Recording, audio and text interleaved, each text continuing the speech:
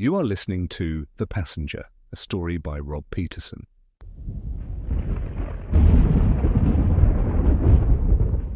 There's a stretch of track that hasn't seen a train in years. Locals say it's been shut down. Some say it never existed.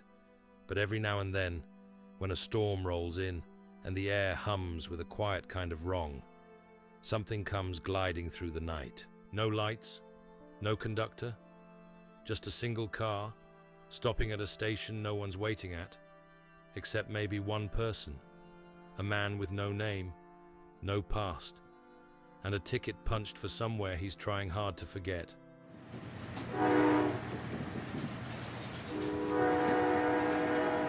So here we are at Greenblade Station in deepest Dorset, where a single passenger alights from the train. He looks as if he has stepped right out of the 1940s, dressed in a trilby hat and raincoat. Out of her office and onto the platform steps station master Peggy Ford. That can't be right. Now where is my blinking radio? Dispatch. This is Greenblade Station. I've got an arrival bell, but there's nothing scheduled past midnight. Copy that, Peggy. Sure it's not a sensor glitch. That line's been cold for over a decade. Wait, dispatch. There's someone on the platform. Good evening. Sir, you're not supposed to be on that line. Do you have ID? I don't know how I got here. You don't know? Look, we're going to need to call this in. Can you tell me your name? I don't remember. But this coat, it feels familiar. Like I've worn it for a long time, since before the accident. Sir, what accident? I don't know. I just know I wasn't supposed to leave the train. Sir, where's the conductor? And the other passengers? There was nobody else on the train. Some stations see thousands of travelers a day. Some never see another soul. But every so often, one receives a visitor who was never meant to arrive. Peggy doesn't know his name. He doesn't know why he's here. And somewhere in the silence between them, a memory waits to be remembered.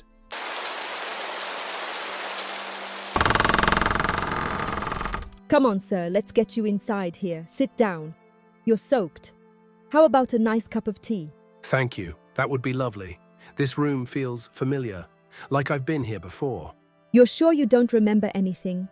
Not your name, where you were headed? Well, just faces and sounds. It's all so confusing.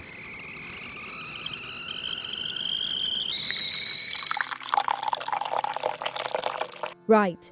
Here's a nice cup of tea for you. Could have been a crash. Head injury, maybe. We'll get you to a hospital once this storm lets up. There's a night patrol who can... Did you hear that? Hear what? The ticking. I heard it on the train too. There's no ticking in here. I was meant to stay on it. That's the rule. One stop, one passenger. You board, and you don't get off until it takes what it came for. All right, that's enough. I'm calling someone. Do you know what it feels like to remember things that haven't happened yet? What did you just say? Time moves differently in forgotten places. A minute can stretch forever. A memory can hide in plain sight. Inside the station, two strangers sit with silence thick between them.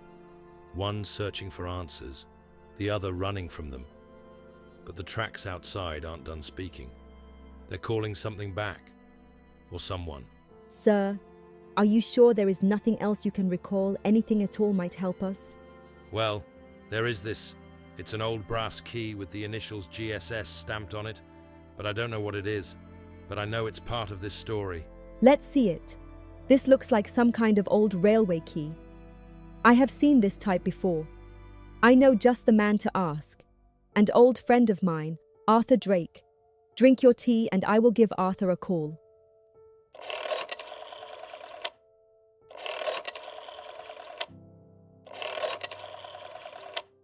Hello?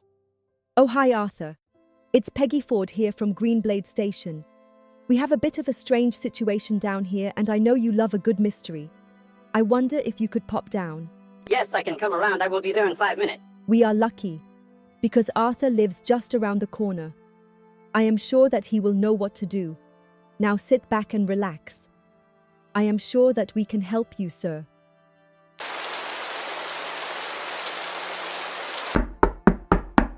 Yes, come in. Oh, hello, Peggy. It's a rough night out there. Now, what's all this about a mystery? Evening, Arthur. Weather for ducks, huh? Sit down. I would introduce you, but I do not know this gentleman's name. He arrived earlier this evening on a very strange train. We need to ask you about this key. Let's take a look. Good evening, sir. I am Arthur Drake. I am a bit of an anorak when it comes to train memorabilia. These initials, GSS, well, they stand for Greenblade Street Station. That was the old name of this station years ago. And if I am not mistaken, this looks like the key to the old signal box. I don't know that name, but I see an image of it. A narrow stairwell, windows stained with coal dust. There's a chair turned to the window, and someone sitting in it. It's still standing. Just barely. Boarded up. Forgotten. No one's had reason to touch it in 70-odd years. Then maybe what I'm looking for is still inside? Do you think we could go there, or is that against the law? Well, there is something I forgot to tell you, sir. Arthur is a retired chief superintendent of police. He can go just about anywhere. Isn't that right, Arthur? Well, I don't know about that. But we cannot go anywhere in this rain. So let's have another cuppa and see in a while when it stops. Sometimes the silence says more than the questions. 3 people sit around a table, sharing nothing but tea and a mystery between them. Outside, the rain keeps time, soft, steady, deliberate. Inside, an old brass key rests on the table, catching the light and holding its secrets tight. Arthur Drake has seen many strange things in his years. Bodies, lies, endings that didn't make sense. But tonight, it's the beginning that troubles him most. As the rain stops, we go back inside the office and Peggy picks up an old-fashioned lantern. Here we go. This old thing hasn't let me down yet. It's not pretty, but it's bright enough to keep the shadows honest. You still keep the wick trimmed. I'm impressed, Peggy. Most folks would have chucked that for a torch years ago. Yes, Arthur, it has served me well. Are you ready, sir? You look concerned. Something about that place. I feel like if I go back there, I won't come out the same. Or I won't come out at all. You don't have to rush, but you do have to decide. You came off that train for a reason, didn't you? You're already caught in this, son. Keys in your hand. Doors open. Only question is whether you face what's behind it, or let it keep chasing you. Yes, you're right. I think I've run long enough. Let's go.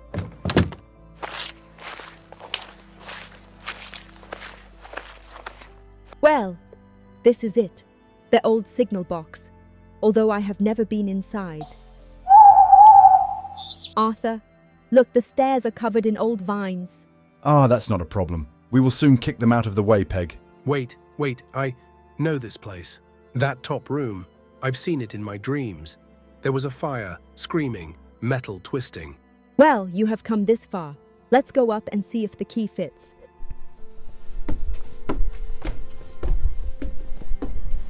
Okay, let's try the key. This lock could be a bit rusty. I am not sure I want to go in. I am terrified. Good grief. It's like the place has been buried in dust. Look at all these boxes of files. Some are labeled GGS logs, others just scrawled with chalk. 1946. Missing. Unsent. This shouldn't be here. Most of this would have been cleared out, sent to archive, or burned. The passenger kneeled beside one of the crates, brushing dust from the lid. He opened it slowly. Inside, folders and ledgers. A black and white photograph of a train platform. And he whispered to himself, That's me, but I'm wearing a uniform. That was the night of the derailment. Great Glen's last transmission. But the signal was never changed, and no one could explain why. On the night of March 3rd, 1947, the 11:15 northbound express, 10 carriages, 57 souls aboard, thundered through the valley near Great Glen. It was meant to stop, but the signal never changed. Somewhere in the darkness, an aging semaphore arm stuck in the wrong position, and the train barreled past at full speed into a set of open sidings. The lead engine derailed on a sharp curve. The carriages jackknifed behind it, steel screaming against steel, tearing through timber, gravel, and night. 7 lives were lost, dozens injured. The cause was listed as mechanical failure, but the truth, buried deep in silence and dust, was far more human. Oh my good God, it was me. I was the signal man. What the hell is going on here? This is a crazy story. How can this be true? It's quite incredible, but let's just look at the files first before we make any judgments. Look, there is also a copy of my request, signal arm at post 11 sticking intermittently, request full inspection. Let me see that. The file continues. Signal arm at post 11 sticking intermittently, request full inspection. Second request filed, no response. You see, they didn't listen to me. And look at this. Here it is. A suppression order. Signal issues under investigation. All staff directed to maintain normal operations. They covered it up. I remember now. I reported it, again and again, but they said it would create panic. Said I'd be dismissed if I spoke out further.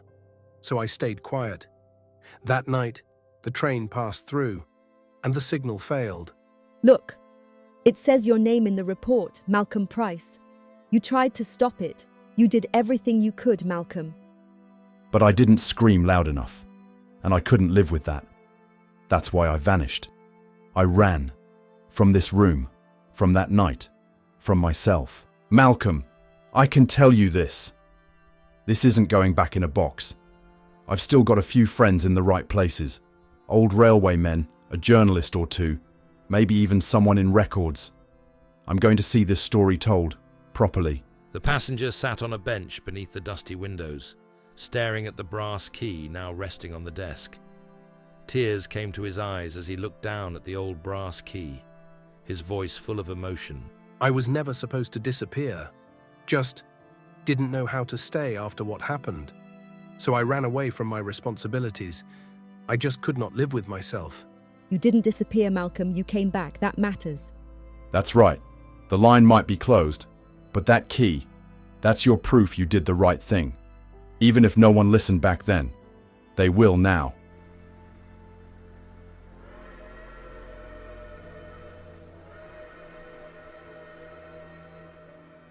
Did you hear that? It sounds like an old steam train. But that's impossible. That line's been dead since 1947. That's my train. It's time for me to leave. But I think this time, I won't be running. Thank you for letting me remember who I was. Peggy watched from the signal box window.